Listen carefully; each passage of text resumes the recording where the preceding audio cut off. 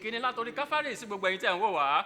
Calvary greetings to you, all our viewers. A sì kí káàbọ̀ sórí ètò wa ẹ̀yin òmò òtítọ́. We welcome you to your program, You Shall Know the Truth. À ń tẹ̀síwájú nínú àkórí ilé ìta tí ń bábọ̀ látẹ̀yìn nípa tíṣe ti ara. We are continuing our series on the works of the flesh, Ilé ìta nínú ìwé Gálátíà orí 5 láti ẹsẹ̀ ìkọkàndínlógún sí ẹsẹ̀ ìkọkànléníogún. which is seen in Galatians chapter 5 from verse 19 to 21. Lónìí àkórí ta fẹ́ gbéwò nínú iṣẹ́ ti ara yìí. The topic for discussion today Òun la pè ní àrankàn àti ìpànìyàn.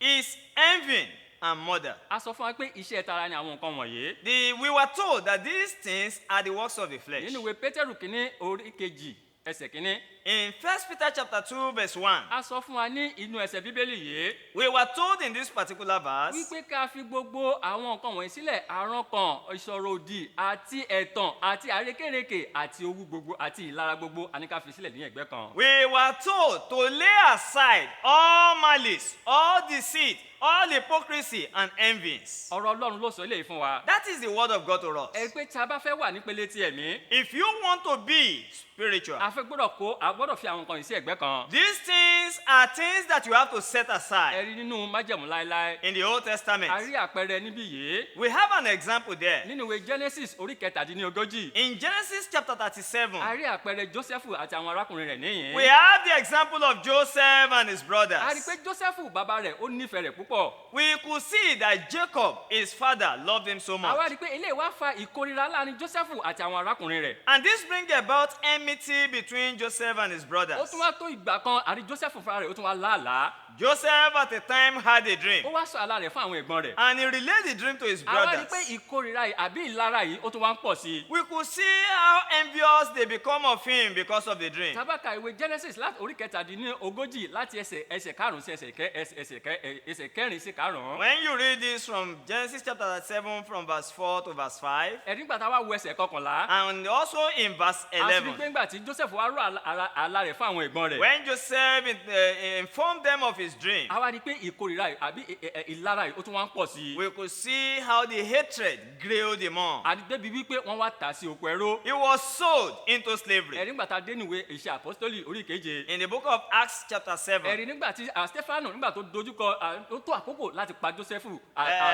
Stefano. Stephen, when he was about being killed, Ẹ̀rí nígbà tó wà níwájú àwọn ìgbìmọ̀. and it was before the Ẹ̀rí Sanhedrin, ó wá sọ fún wọn láti ìgbà àwọn bàbá wa. he relayed the story of the fathers. Ẹ̀rí nígbà tó wá dé àkókò nígbà tó wá dé ọ̀dọ̀ ti Jósẹ́fù. When it comes to the period of Ẹ̀rí ó Joseph, sọ fún wa pé a ṣe ìlara sí Jósẹ́fù. it was said that they envied him, A sì tà á sí oko and he ẹrú. was sold into Ó ní Ọlọ́run sì slavery, wà pẹ̀lú rẹ̀ ní ibẹ̀. and the Lord was with him. A rí i pé ó túmọ̀ sí pé tá a bá ń ṣe ìlara ní ọ̀nà tí kò dára ó túmọ̀ sí pé Ọlọ́run kò lè wà pẹ̀lú irú ẹni bẹ́ẹ̀. When one is envious, God will not be with such a Ṣùgbọ́n a rí one. i pé ẹni tá a ṣe ìlara sí a rí i pé pẹ̀lú gbogbo ohun tí Jósẹ́fù tó dojúkọ a rí i pé àwọn ẹ̀gbọ́n rẹ̀ wọ́n sì dé ilẹ̀ lérí rẹ̀. All that Joseph faced, despite the envying and every other thing, he was led to his promised land. Nígbà tí Jésù tó wà níwájú Páílétì, When Jesus was before Pilate, a rí i pé ó rí wípé nípa ìlara òun náà ni wọ́n fi mú Jésù wá sí ọ̀dọ̀ rẹ̀. it was evident to Pilate that people were envious of Ẹ̀rí him. lẹ́yìn ìgbà tó ti fọ̀rọ̀ wá Jésù Kristi Olúwa lẹ́nu wò. Having interrogated the Ó Lord, rí i pé ẹgbẹ̀ni kò ní ọ̀ràn he kankan. could see that he has nothing for him to be Ẹ̀rí ó crucified. wá sọ fún wọn wípé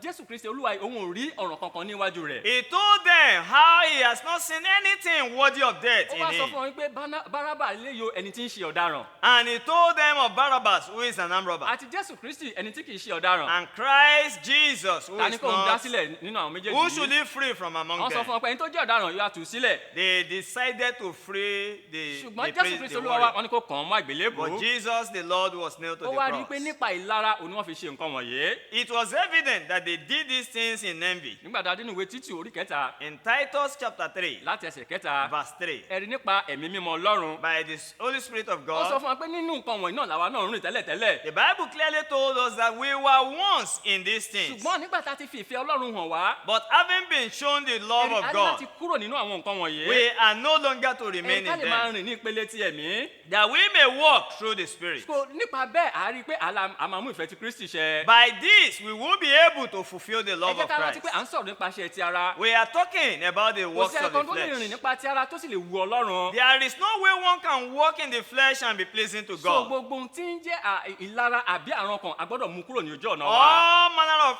envy, deceit, and malice has to be taken away from our ways. báwo la ṣe ń wàásù Jésù Kristi lónìí. How do we preach Christ today? ẹ̀rí Paul ó sọ fún àwọn ará Fílípì Paul told the Philippians nínú ìwé Fílípì orí kìíní in Philippians chapter láti 1 ẹsẹ̀ kẹẹ̀ẹ́dógún from verse 15. ó sọ pé àwọn kan wọ́n ń fi ìlara wọ́n fi ń wàásù He Kristi. said there are some who preach Christ in envy, àwọn kan sì ń wàásù rẹ̀ nínú and ìfẹ́. some do that in love. báwo la wá ṣe ń wàásù Kristi How do lónìí. you preach Christ today? ǹjẹ́ à ń wàásù Kristi nínú ìfẹ́ bí? Are you preaching Christ in àbí love nínú ìlara là ń or wàásù in Kristi. envy? tí a bá wàásù Kristi nínú ìlara a kò lè jèrè fún Kristi. If Christ is preaching envy, you cannot win soul for ṣùgbọ́n tá Christ. a bá ń wàásù Kristi nínú ìfẹ́ àwa rí i pé nípa bẹ́ẹ̀ à ń mú ìfẹ́ Kristi ṣẹ à sì jèrè ọkàn sọ́dọ̀ Kristi But pẹ̀lú. in love, there will be a bountiful harvest, and one will be able to bring more to ẹ Christ. jẹ́ ká wá wò ó a tún sọ̀rọ̀ nípa ìpànìyàn. We also speak about murder. kí là ń pè ní ìpànìyàn? What is murder? ẹ rí Ọlọ́run sọ fún àwọn ọmọ Ísírẹ́lì God told the Israelites nígbà tó kù dẹ̀dẹ̀ fún wọn láti wọ ilẹ̀ ìlérí. just before they enter into the a promised rí pé land. Ọlọ́run fún wọn ní òfin tí ó máa darí wọn nínú God ilẹ̀ gave them ìlérí. laws that will guide them. ẹ̀rí nígbà táwa wo inú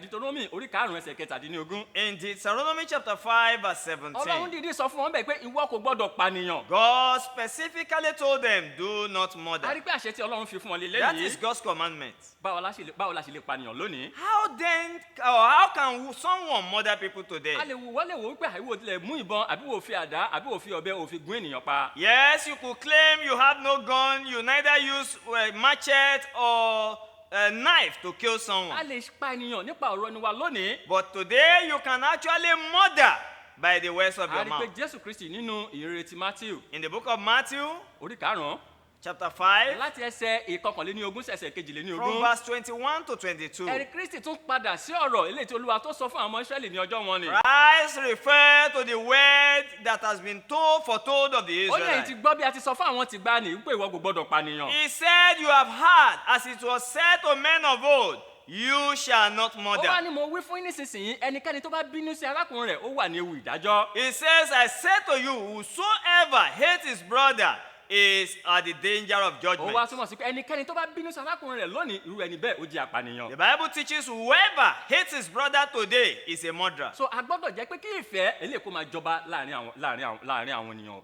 Love has to go on and exist among people. a tún wá sọ fún wa wípé nínú ìwé Jòhánù kínní orí 3 ẹsẹ̀ 15. In John, 1 John chapter 3, verse 15, Jòhánù sọ fún wa níbẹ̀ pé ẹnikẹ́ni tó bá kórìíra arákùnrin rẹ̀ ó ní apànìyàn ni. John also states the fact that whosoever hates his own brother is a murderer. so tó bá kórìíra arákùnrin rẹ̀ lónìí tó fìfẹ́ hàn sí ẹnìkejì rẹ̀ ìwọ túmọ̀ sí wípé ó jẹ́ apànìyàn. If you do not show love to your fellow man, your neighbor, you are a murderer. ẹ̀rí kò dígbà tó bá mú bọn àbí tó bá mú àdá tó bá parọ́ ẹni bẹ́ẹ̀. Not until you physically kill such a so o one. gbọ́dọ̀ fi ìfẹ́ hàn. You have to show love. ẹ̀rí ìwé bíbélì sọ fún wa nínú ìwé Gálátíà orí 6 ẹsẹ̀ 10. In Galatians chapter 6, verse 10, the Bible ẹ̀rí tells ó us, sọ fún wa ó ní pé ká máa ṣoore fún gbogbo ènìyàn. it says, do good to all men. tó gbàtà bá ń ṣoore sí gbogbo ènìyàn ó túmọ̀ sí pé à ń fìfẹ́ hàn sí wọn. When you do good to all men, it shows you show love to them. ẹ̀rí Jòhánù tún sọ fún wa nínú ìrere ti Jòhánù In the book of John, orí 8 chapter 8, ẹsẹ̀ 34. in verse ó 44, ní ti èṣù ti bàbá yín ni ẹ̀yin ṣe. you are of your father, the ó ní devil. torí pé láti ètè kọ́ṣe ni òun ti jẹ́ So apànìyàn. from the beginning, he is a so murderer. ẹnikẹ́ni tó bá jẹ́ apànìyàn lónìí. Whoever is a a murderer rí pé irú today ẹni bẹ́ẹ̀ ti èṣù ní í ṣe. is of Satan. irú ẹni bẹ́ẹ̀ ó ń rìn nípa ti ara. And that person is walking in irú the ẹni bẹ́ẹ̀ flesh kò rìn nípa ti ẹ̀mí. and does not walk in the ẹni spirit. tó bá wá ń ṣe ìlara àtẹni tó bá jẹ́ apànìyàn kí ni yóò jẹ́ ìkẹyìn wọn. Whosoever is envious and is a murderer, what will be the end? ìwé ìfihàn orí 21 Revelations chapter 21, ẹsẹ̀ 8 verse 8. ẹ̀rí ó sọ fún wa pé ó ní àti àwọn ojo